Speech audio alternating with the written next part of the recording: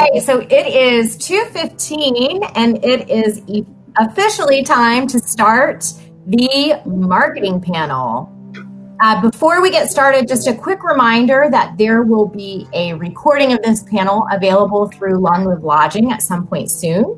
We do not have PowerPoint presentations or decks, so those slides will not be available to you because they do not exist. So sit back, relax, and just enjoy the soothing tones of our voices. To set the stage, today is Thursday, April 30th, 2020. And the state of hotel marketing is that most hotels and most brands have gone dark.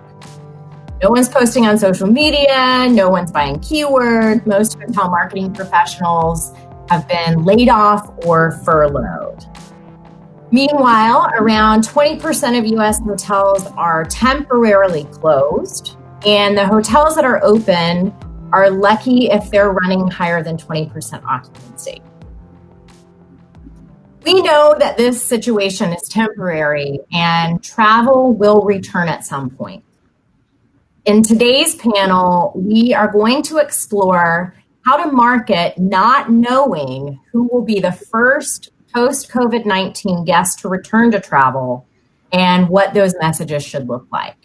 So to get started, I'm going to introduce myself and then the panel, and we'll start with a quick icebreaker so you can get to know us.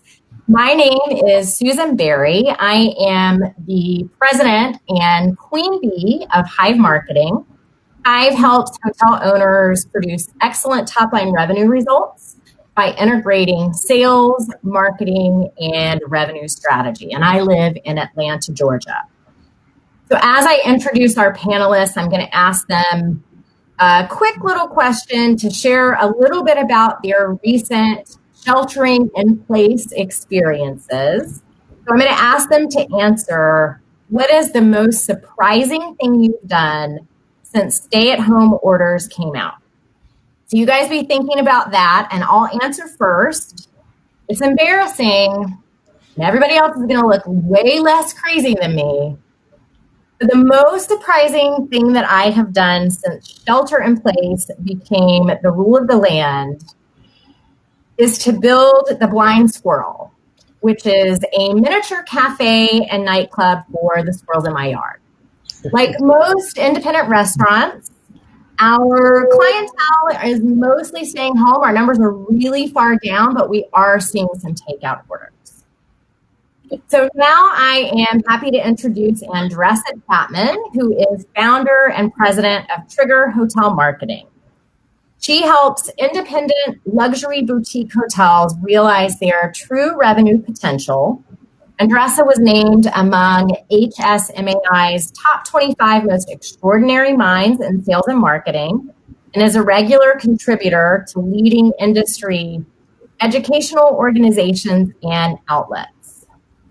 So Andressa, what is the most surprising thing that you have done since we started sheltering in place? It's hard to answer that. I've been trying to maintain routine as much as I possibly can. I will say my husband has started baking a lot more, and so I'm eating cookies every day, which I never did before. That's a good thing. Yeah, that's probably, for me, that's the strangest thing I've started doing. It's like cookies every day, all day long.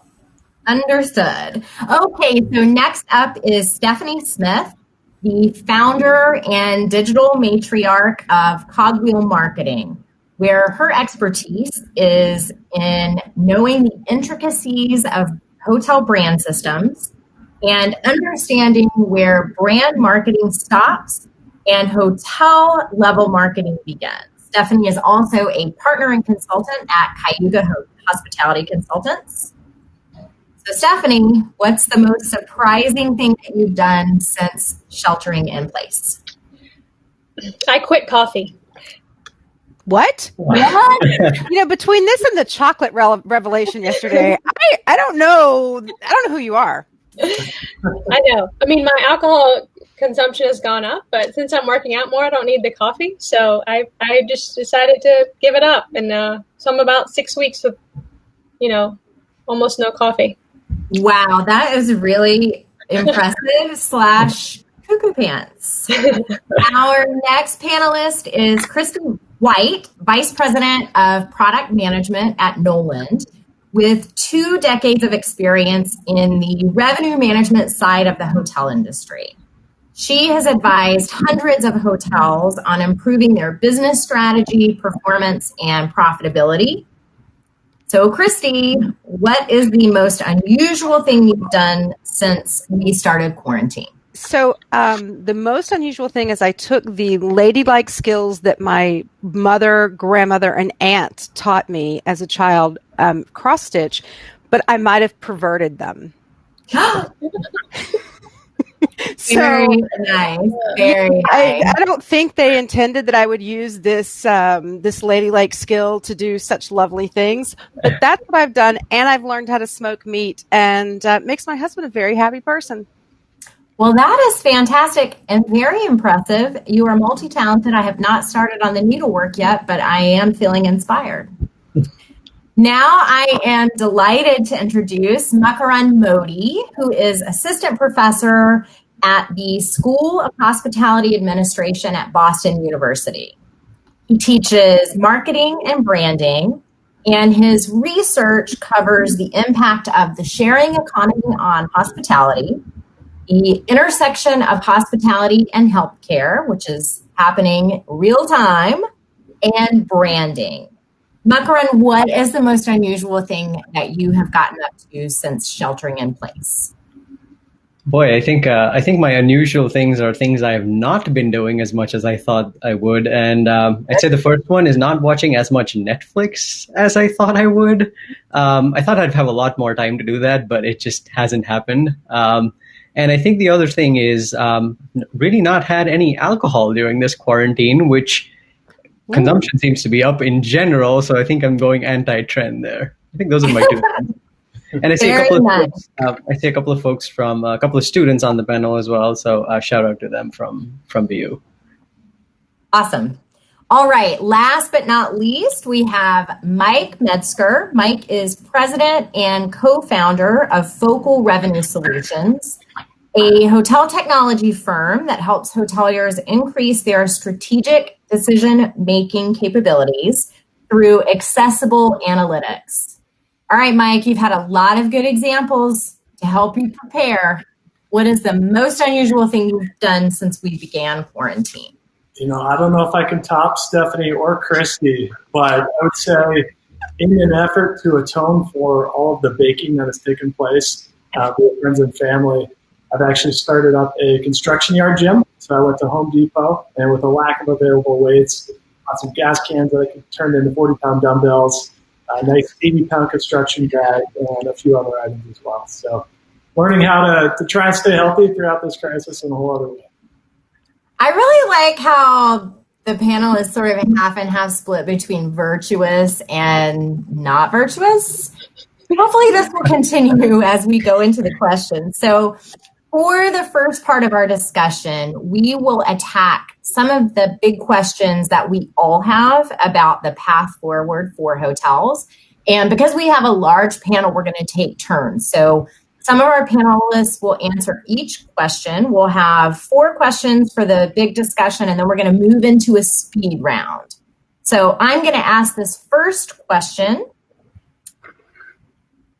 What does recovery look like? It's the hardest one. Everyone's on the spot.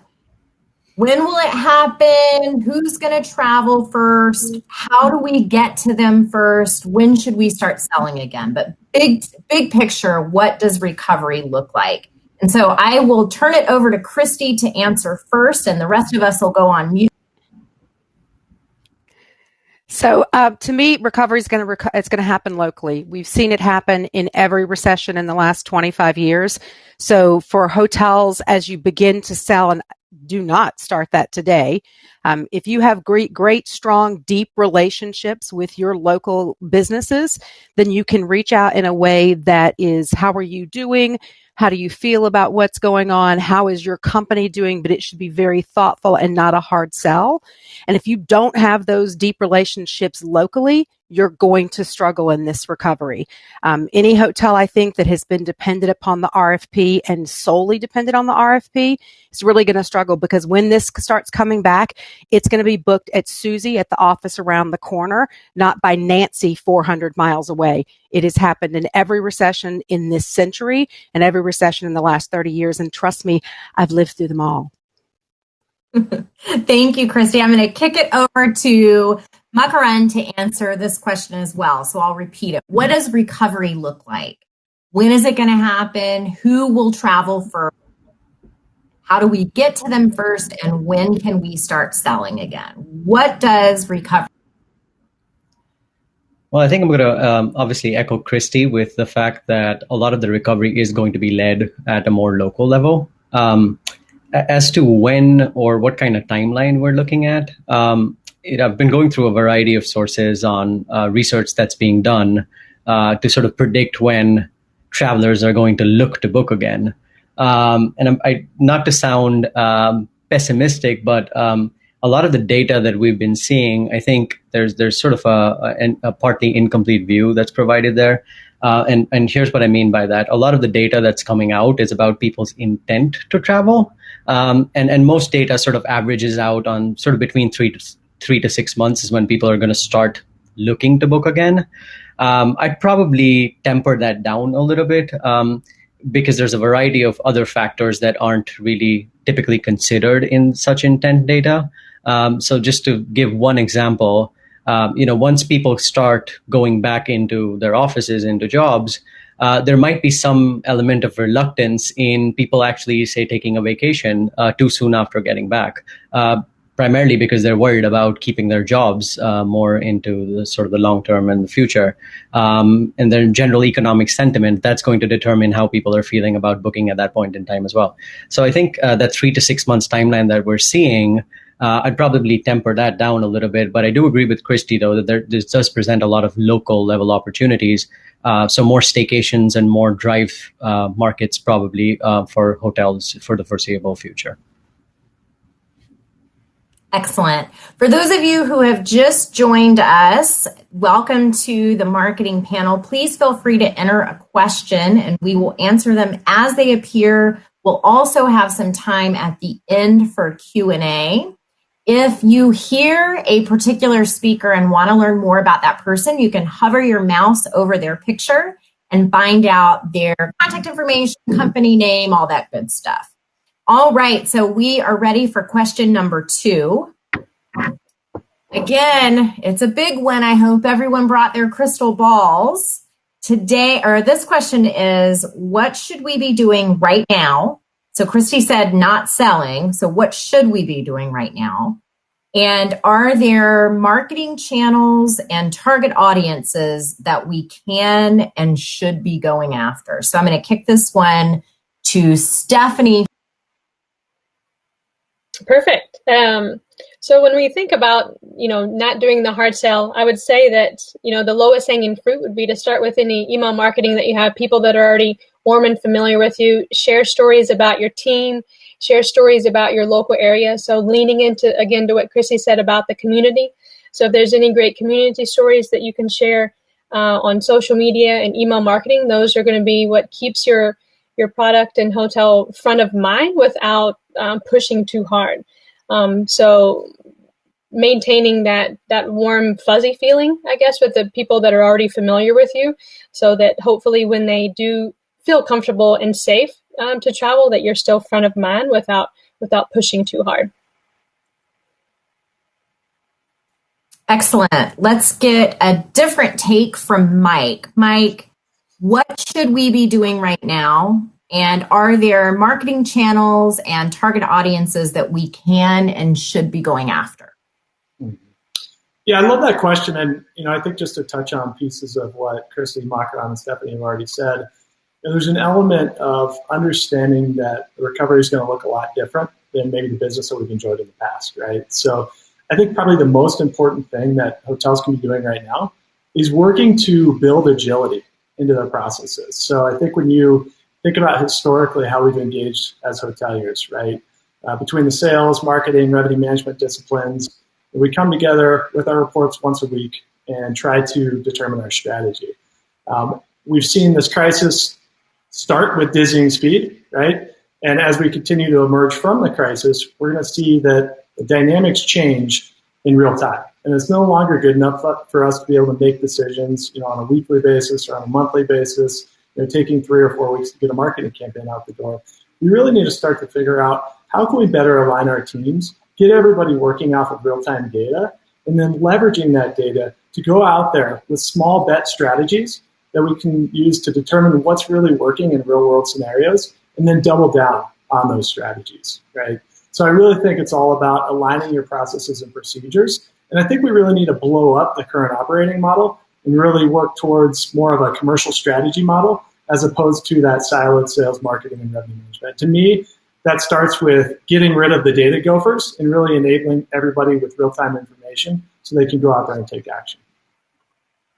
I know a lot of us here agree with you on that. Let me kick it to Andressa to see if she has anything to add on this question. So just for anybody who just joined, the question we are discussing right now is, what should we be doing now? Marketing channels and target audiences that we can and should be going after. Yeah, I think to what everyone has said so far, it's really about understanding what our messaging should be right now. And so it's twofold. It is, I would say, selling is soft selling, like marketing is soft selling. To what Stephanie was saying, we're still selling ourselves if we're communicating through our social media channels and providing value that way to potential new guests and then existing guests, right? We're still actively selling. It's just not the hard sell. So we still should be doing that. There's nothing worse than the friend who comes up to you only when they want something from you versus friends who are there through the hard times. So I think in order to think about what we should be doing right now, still continue to be there for those folks. To echo what Mike was saying on the agility side, in terms of like channels we should be on, there's really no, I wouldn't say that there's no silver bullet that's going to get us through this. It is going to be long. It is going to be arduous. On the independent side, in that space, which are a lot of the hotels and resorts that I work with, I would echo Mike's thought that we have a lot of opportunity within our infrastructure to get better at understanding how can we be more agile and how can we be first with our go-to-market strategies. So that, I think, is sales, marketing, revenue management, taking a hard look at, okay, what's our process right now? Where are our bottlenecks? And what are the things that are keeping us from being able to move a lot faster and then filling those gaps? Equally, I think another area of infrastructure where we have a lot of opportunity right now is going to be in, again, to what Mike said, is in the area of data and information sharing across the disciplines. We operate in such a way right now that we have each of our disciplines, we have our own tools, we have our own resources, but I don't necessarily, as a marketer, I don't have access to tools that sales managers are usually trained on or that revenue management is normally trained on that actually could help in building campaigns. For example, sales managers, DOSMs, directors of group sales, they're going to be trained on Nolan. I would probably not be trained on Nolan as a marketing director, but I can use information extracted from Nolan to be able to make better B2B decisions, informed decisions about my strategy and my messaging for B2B campaigns. Likewise, for tools that are typically reserved for revenue management, like Demand 360. I wouldn't normally be trained on that or understand what possibilities I have using that tool. But if I get trained up on it, I know the questions to ask. I know what my revenue manager is using that information for, but then equally how I might be able to use information to make better B2C targeting decisions with media campaigns. So I think a lot of that is conversations that we could be having right now.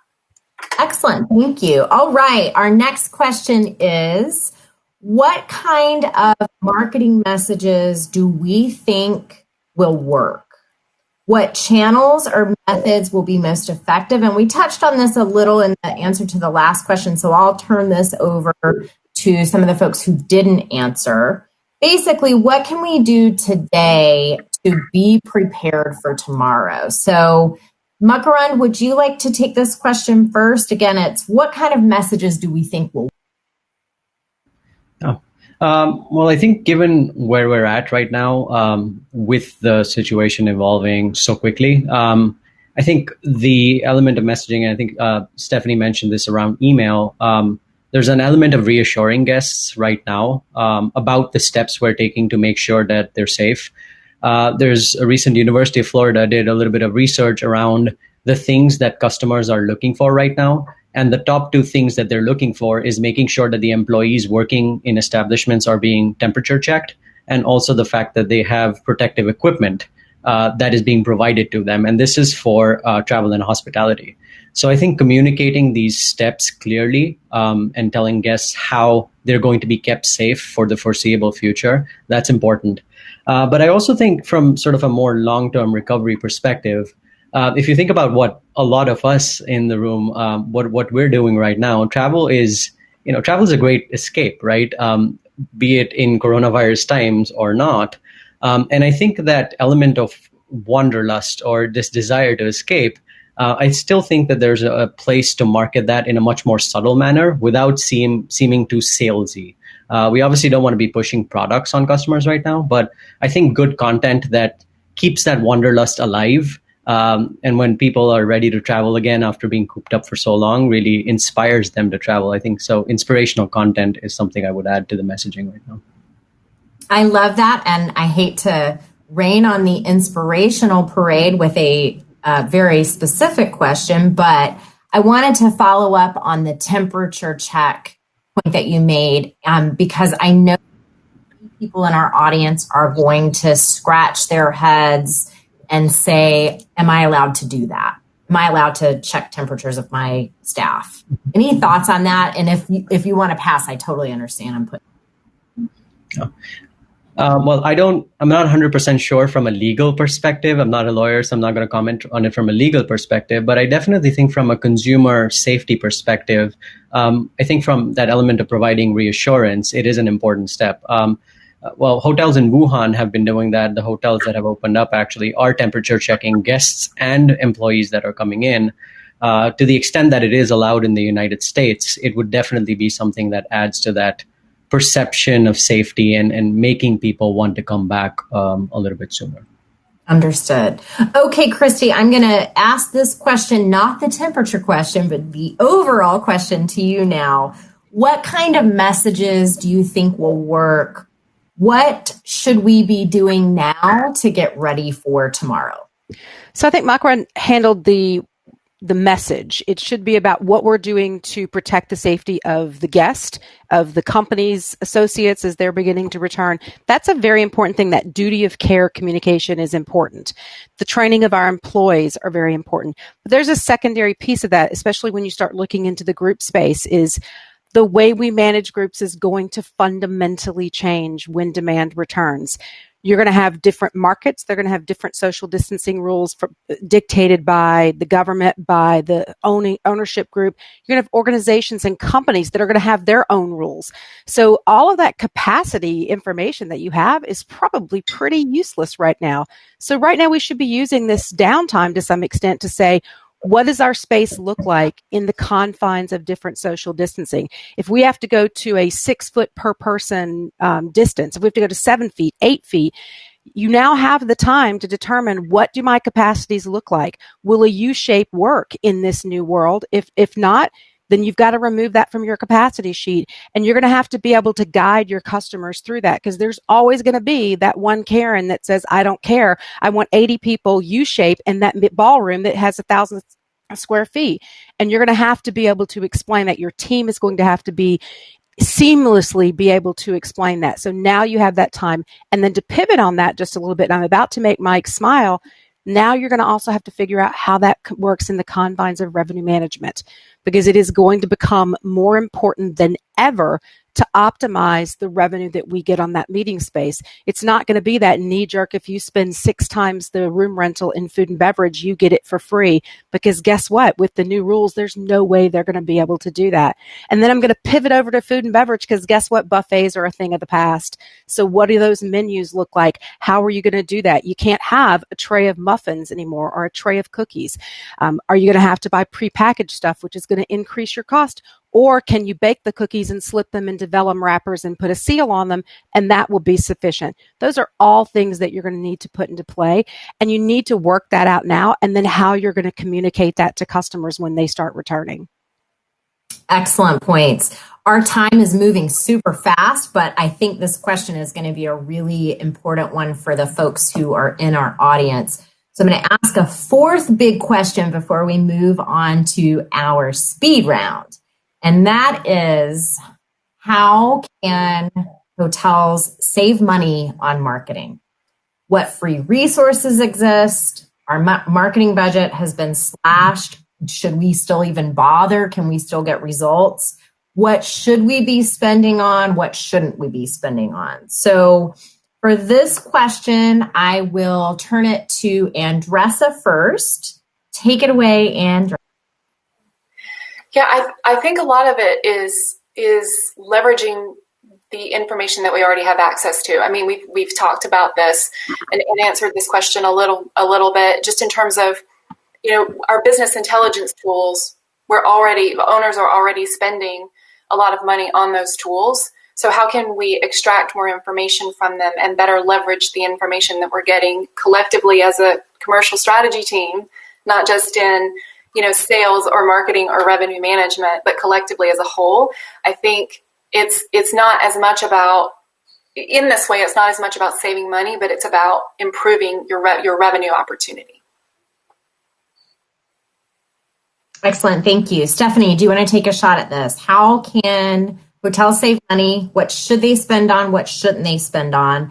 And do you have any good ideas for free resources? I think I have some unpopular opinions, but when you go back and look at your pie and go and look at where you can potentially spend money, you kind of need to do a staggered tiered approach where you look at, as different markets are starting to come back, focusing on drive or leisure market first, and then be able to, push some of the other things out until a later date. Some of the tools, if you want to look at, and I think it's very key to point out that every single market's different. I live on the West Coast, but I've been spending my COVID-19 time on the East Coast, and it's just night and day between how the two worlds are coming back and operating. So be very cognizant of what's going on in your market. You can use free tools like Google Trends to look and see if search volume in your market's coming up. There's some other free ones out there. Adara has a pretty good trends tracker that you can break down per market. So make sure you watch your specific market. The unpopular opinion, when you look at how to spend money, there's you could potentially spend money on Google AdWords. Sometimes the conversion rate, in my opinion, for non-branded hotels just isn't there. And then you also have the other side. You could potentially look at meta search. In my personal opinion, meta search is the last place you should be spending your money, because if someone's on your specific TripAdvisor page and they're already within your ecosphere, it's okay. Just let the OTAs take the business as long as you're getting that room night or that conversion. I think that's the important part. You probably want to spend your money on people that are in different phase of their funnel or a different piece of the funnel. And then my last point would just be to go back to your agencies that you work with. Try to get them all on the same page and renegotiate your contracts. So whether that's, scaling out the amount of client calls that you have or things like that. But I think there's usually an opportunity to, find holes or different service things in your contracts where you can maybe potentially get a little bit of that money back without completely turning them off altogether. Excellent. Mike, do you have anything you want to add to this question? How can hotels save money, and what free resources should they take advantage of? Yeah, I think Andressa and Stephanie made good points around making sure that we're deploying that capital in the most effective manner, right? And we absolutely need to continue to invest in marketing. Your competitors will be doing it. Airbnb is already doing it. The OTAs have decreased their spend, but they've never stopped spending on marketing, right? But it's really important to figure out how do you make your efforts more efficient. And a lot of times as hoteliers, we're targeting people that may have already booked with our hotel with retargeting ads. Perhaps we're offering promotions over dates where we would need help, right? Or we're offering them to an audience that maybe isn't likely to book that type of offer or likely to book over that time period. So I think we really need to kind of get back to the basics and look at how do we more effectively deploy that spend to a targeted, relevant audience. And I think it's okay to really start with placing some small bets and figuring out, what's really working coming out of this, because it's going to be much different than maybe what was working prior to, right? So it's really figuring out those real-world testing scenarios and then building from there.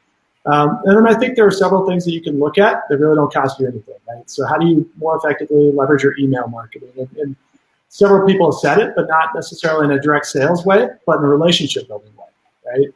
So from a customer basis, how do we instill that sense of wanderlust? Or from a meeting planner perspective, how do we make sure that we're helping them to equip themselves for what their new reality would be, right? And so really continuing to build that relationship with the customer, I think it was going to be increasingly important. And, as far as what should we be spending, I think it really varies hotel by hotel. But I would start by considering, what are the processes and what are the pieces of technology that we'll need to become more agile and bounce back more quickly coming out of this? And then what are the performance-based marketing channels that we can leverage to ensure that we're receiving results that are commensurate with our spending levels? Excellent. Well, I was just saying, one of the questions in the panel, and I don't know how to answer it, is how do we know that markets are ready for prospecting now? I would say, I guess if anything, look and see if you have RFPs coming in, and that may have that would be one potential signal. But I feel like the what I would add is just leaning on the relationships or reaching out to your meeting planners or people and just offering up an ear to chat, because everyone kind of is going through their own thing and dealing with this in their own way. I don't know if anybody else on the panel wants to speak to that specific question. I actually do, because I'm going to agree on that last piece of making sure you've developed those local relationships, because they're going to give you the buying signals. But the other thing I would pay close attention to is the market occupancy. So if you're subscribing to Smith Travel, if you're in a lesser market, say a tertiary market, maybe even some of the lower secondary markets, when you start hitting that 40% occupancy as a market, that's probably a good sign that group travel is about to begin to return, because normal transient levels will keep you at that 40 to 50% occupancy just by themselves. To get above that, you got to have group travel, and that's the moment that you can start looking into that. If you're in some of the top tier markets, especially the gateway markets, you might need to get closer to 60 to 70% before those numbers begin to kick in. So pay attention to what your customers are saying, and then pay very close attention to what your occupancies in your market are, not just your hotel occupancy, because maybe you've got a piece of business that's driving your occupancy up, but that overall health of the market as a whole. All excellent advice. We do have a couple of other outstanding questions in the Q&A box, but I'm going to save those for after the speed round, which we're going to move to next. Okay, so for this speed round, the expectation is that our panelists are going to give a 1 or 2 word answer super fast to a question that I will ask. So I will ask the question, then I'll say your name and give you the opportunity to answer, then I'll say the next person's name. Cool? You ready? Begin. What is one thing a hotelier should do today to prepare for post-quarantine marketing? Andressa. Close your go-to-market strategy gaps. Christy. Train your employees. Makarand. Have a plan A, plan B, and plan C. Best case, worst case, and average case scenario. Stephanie. Check all of your listings and website amenities for accuracy. Mike. Become more agile. All right, that's a great first round. Let's move on to the next one. What tool or resource should our audience look into and learn about now? Makarand. So I know there was a conversation around the local marketing and search engine marketing and social. Facebook and Google Ads have been doing travel credits and grant programs, and I think those are worth looking into for businesses. Excellent one-word answer. Stephanie. Google Trends. Mike. Google commercial strategy. Are you saying Google commercial strategy or Google Yes, commercial that's exactly strategy? what he's Yeah, saying. Google commercial strategy. I'm pulling a page out of the Andrew Yang playbook. Fantastic. Andressa. Cross-training on existing BI tools. Christy. Focal revenue. You're welcome. Wow. All right. What is one common hotel marketing practice that you hope goes away after quarantine? I want sharing of knowledge to stay. Okay. Sorry. Mike. Untargeted marketing. Andressa. Last click attribution. Can you say that again? That's a great one. Last click attribution. Fantastic. Christy. Untargeted discounting. And Muckarund. Generic untargeted email. Oh, yes. Really good list, you guys. Really good list. Okay. We have one last question in our speed round. And then because we're doing okay on time, I'm going to take a look at the questions in the chat box. We'll put those to the panelists, and then we'll see if the panelists have questions for each other. All right. Our last speed round question. What is a piece of advice you are seeing out there that you think hoteliers should ignore? Christy. Oh, there's so much of it. I mean, the cutting your staff, stop spending, there's such bad decisions and there's short-sighted decisions. But at the top of my list is I read an article just recently where someone said that when we come back, and this is not a one-minute answer, I'm sorry, that when we come back, our service levels will decline, but customers will still have to pay the same amount of money. That is wrong. We have to figure out how to deliver the same level of service in the confines of the new world order. And if you're not doing that, then really, I hope your brand fails. Saying it. Okay, how about a couple word answer from Muckarund? What is a piece of advice you're seeing out there that you hope hoteliers ignore? Hospitality is about people, so don't use automation to think that you're going to replace the hospitality element of our business. Stephanie. Advertise and Meta. Can you say that again? I missed the first one. I'm sorry. I mean, I think they should ignore that they should be advertising in Meta now. I think they should. Sorry, I missed that. Mike. I would try not to focus too much on the speculation about what's going to bounce back first and when, and focus on your fundamentals instead. Andressa. I read a piece recently that was making the rounds that said you can take it easy on your social media and your email marketing right now, that nobody needs to hear from you. Not the best advice. All right. Do our panelists have any questions for each other? It's okay if you don't. Just thought I'd give you the option. All right. So we're going to start with a question from an event planner who says, I do a lot of corporate and social events.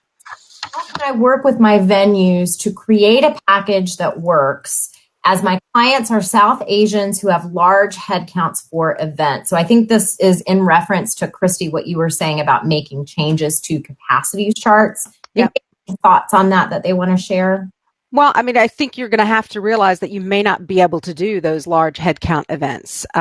So you've got to understand what that new capacity is going to look like to be able to help them understand that. And it may be that if you've got two separate large spaces, you split them into two spaces, and you keep a close monitor on that. I was talking with a meeting planner 2 weeks ago who has a group that the hotel that they're going to has a strict 50-person requirement. So they're actually doing it in sessions. You get a 9 a.m. session and you're there from 9 to 11. There's an hour gap where they sanitize and clean the room. And then the next session comes in from 12 to 2. So they're still accommodating 150 people over the course of the day, but in 2-hour windows so as not to exceed that 50. I think we're going to have to get really, really creative with this. And we're also going to have to be extraordinarily flexible with our customers because they're going to have their own dictums as well. Couldn't agree more. All right. Our next question is about prospecting and site tours. And she asks, if you are prospecting new business, but people don't want to tour your building right now, what tools do you recommend using to help them get an idea of your space from afar? Raise your hand if you want to go first. I know everybody has an answer. Stephanie has the answer. I know. Okay. I think one of the best ways that you can do site tours, and you can do it in real time, is just to FaceTime and walk around the property with them. I think, we're in a space right now where people are being a little forgiving on the professional, how things look a little professionally, just knowing that we're all kind of doing whatever we can to make it happen right now.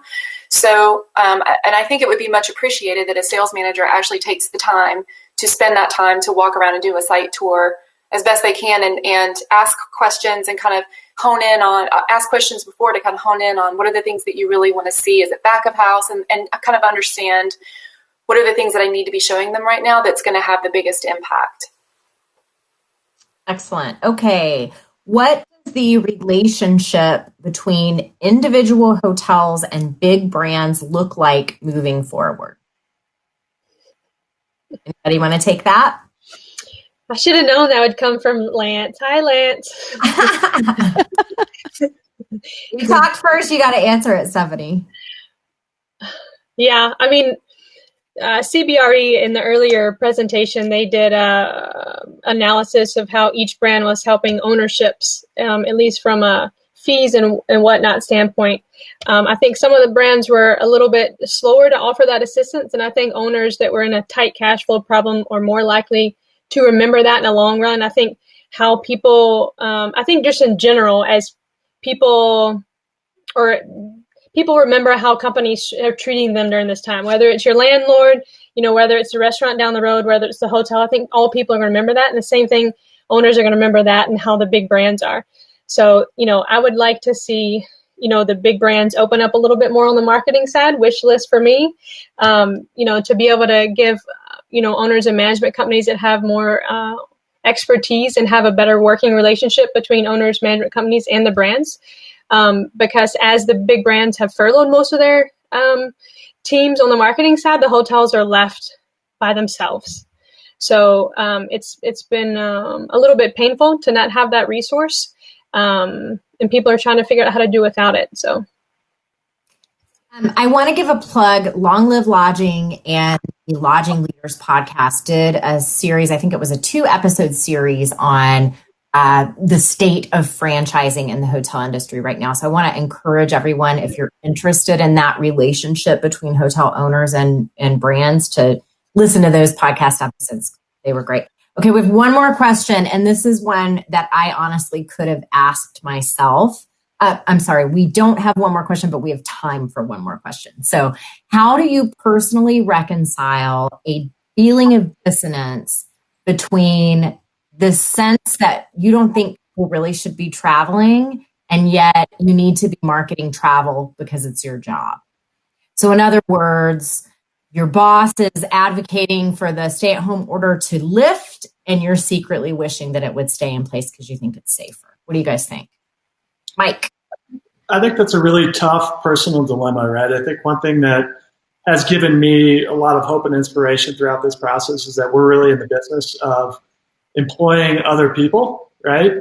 And by getting people to come to our hotels, we're actually able to help families that we work with put food on the table. So it's absolutely a very challenging balance to achieve, and something that I think everybody has their own perspective on. But I think it's just really important to look to the good side of that. And while we may not personally agree with stay-at-home orders being lifted, it really is important that people get back to work and are able to pay their bills more quickly. And I'm going to take a slightly different tack on that is just because you're marketing doesn't mean you're marketing for them to come stay in your hotel tomorrow.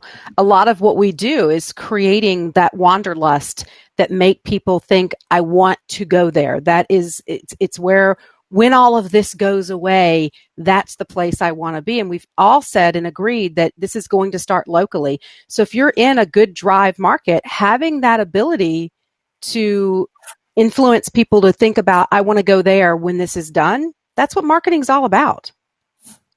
That and use your data. You can see what booking windows people are searching for. One of the earlier presentations was talking about how the booking windows are shortening, but you should, for your own specific hotel, use your marketing data to see what your booking windows are like and how they're changing over time, week to week.